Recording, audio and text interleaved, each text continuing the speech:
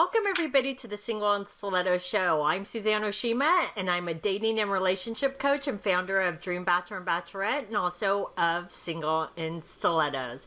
Today, we have on our show Iris Benrubi, and she's a relationship coach. And today, we're talking about what's blocking me from finding love. Because I know sometimes, ladies, it can be so hard to get out there, and sometimes you're not really sure why you can't find love. So before we jump into it, Iris, I would love for you to tell our audience a little bit about you and how you became a relationship coach. All right. So before I even became a relationship coach, I was a psychotherapist, and then I went through a divorce. And then I shut down. I pulled back. I was afraid to get hurt again. And I had to learn myself what it takes to deal with the pain, grieve, move forward in a way that allowed me to stay safe and create the dream relationship. And then I decided, oh, this is what I want to do for other women. I want to teach them how to move out of a broken heart and to get past those things that block them from a healthy relationship so they can have their dream relationship. Well, it's always good to have somebody guiding you that's gone through something like this and made it to the other side, right? So, Yeah, totally. I had my own guide, so I totally get that.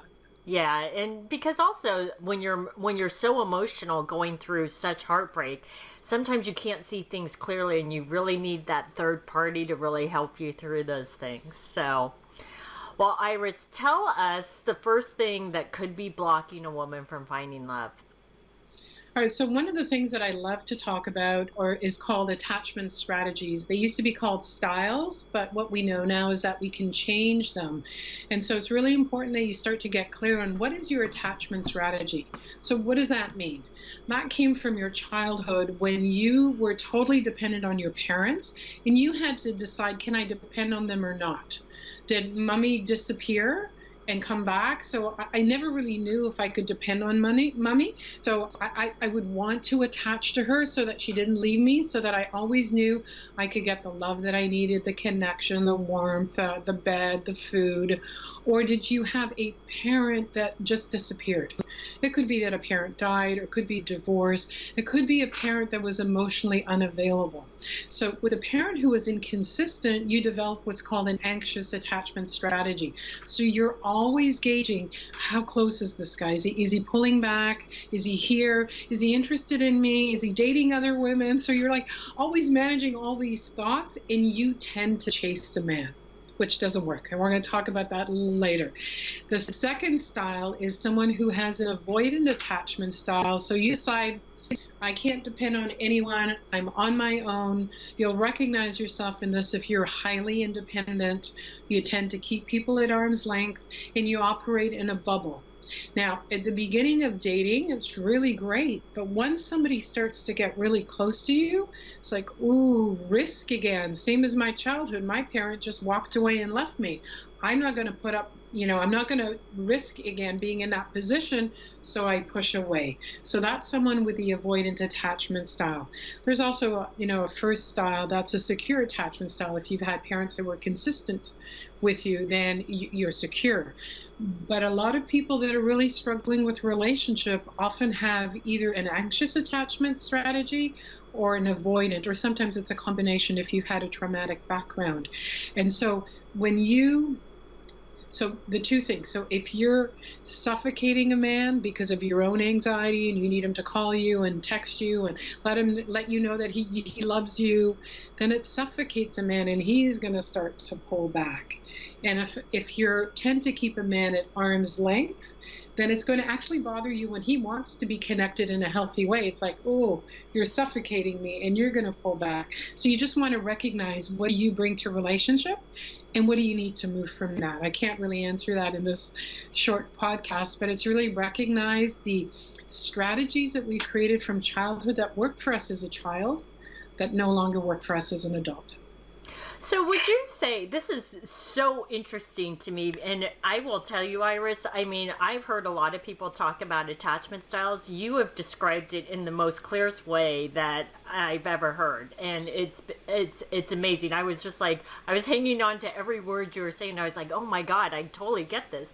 But, and I know all the ladies out there are too, but so would you say, depending on what a woman's attachment style is, because I'm sure every woman out there has recognized what her attachment style is based on what you described, does that mean she needs to get help to work through those attachment styles, or what can she do to overcome those attachment styles? Well, there's two things. Really, the attachment strategy shows up because of anxiety.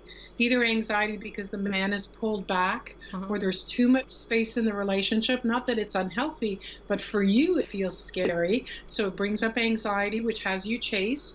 Or the relationship is starting to get close and you feel at risk, so your anxiety goes up and you pull back. So it's all about managing your anxiety. If you can do it on your own, great. Whether you do, affirmations or breathing or yoga or meditation that teaches you how to bring down your anxiety level, that's great. And if you can't, then reach out to a professional to help you through that.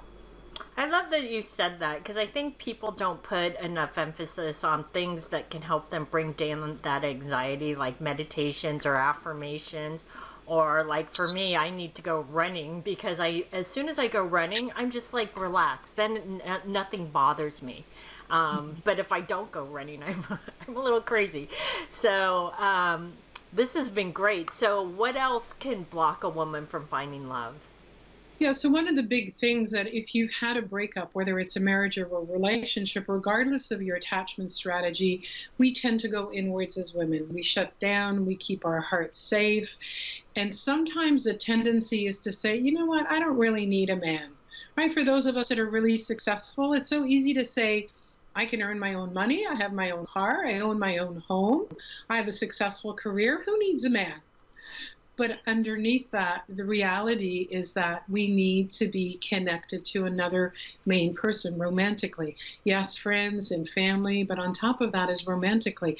And so you want to get clear that if you're telling yourself that you don't need a man, we're actually biologically wired to need another main person in our life. So you want to look at, I call that icing on mud pie. So the icing is I don't need a man, but underneath that, what is there? Probably there's fear of getting hurt again. And that fear is based on, how do I know I'm not going to make the same mistake? So when we get clear on what it is that's stopping us, we can either do the work ourselves or get the help to be able to move out of those fears that are keeping us paralyzed and in a place where we tell ourselves it's okay. Aw, that is so true because I have heard a lot of my clients say that, the strong independent woman that says I don't need a man, and I'm like, but if you dig a little bit deeper, I know deep down inside you really do want the right man. It's just you've been hurt before, and so you've put up a lot of walls, and so of course we can all survive on our own, but we really want to be with that right person so we can grow old and retire with the right person, right? Totally. It's about the right person. Okay, so is there anything else that you can to share with us that may be blocking someone from finding love? Yeah, I think the other thing is what we just touched on is in order to get into a relationship with a good man, we need to get really clear on our value. Because if we don't feel we're valuable, or we've had lots of experiences in our childhood and even in relationships where we've been dismissed or put down, or we felt invisible, or our needs weren't important, we tend to try to earn a man's love. And when we're in that earn energy, he's up here and we're down here, and we're always dog paddling to try and keep our head above water. What do I need to do next? What can I give him? What can I say to him? What can I remind him of? And it's exhausting, and it's not a meeting of two people that are at the same level. So if you want a man that's going to respect you, treat you well, you have to respect yourself and treat yourself well. And that comes from really valuing the gifts that you bring. And that takes work. because most of the things that we don't like about ourselves are the other side of the coin. The light side, the shadow side is we don't like them. The light side is like, that's the gift that we bring to the world. So we want to get clear on what are those things that I've suppressed in the back because I don't like that about me. How can that show up as a gift to the right man? And when we own that, we attract a man that's, an equal for us. I love that you said that. That was so awesome. It's so true, ladies. I want everyone out there just to be the best version of yourself and just own yourself and know your self-worth and what you have to offer a man. So, Iris, this has been an amazing interview. So, I know you have a great gift for the ladies. So, can you tell them all about it? Yes, and it's perfect for this interview because it's really how to spark a man's desire without chasing him. It's an ebook. Suzanne, you've got the link. As soon as you put your name and email, you get it right away, and you can start to learn how to create that chemistry and that desire without chasing a man. Because when you chase a man, it actually dims the desire. So I'm going to teach you how to do it in a way that amps that up and keeps that desire alive and fiery.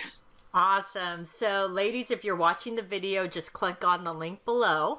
And if you're listening to the podcast, ladies, just go to singleandstilettos.com and look for Iris's interview, and you'll see the link on that page. All right. So, thanks everybody for joining us on the Single and Stilettos show. Our show is available both in video format and podcast format. If you'd like to view the videos, you can go to singleandstilettos.com. And if you'd like to get the podcast, you can download it from iTunes. And if you would like to get our free ebook on why men disappear without a trace, you can click right here on the video, or you can go to singleandstilettos.com.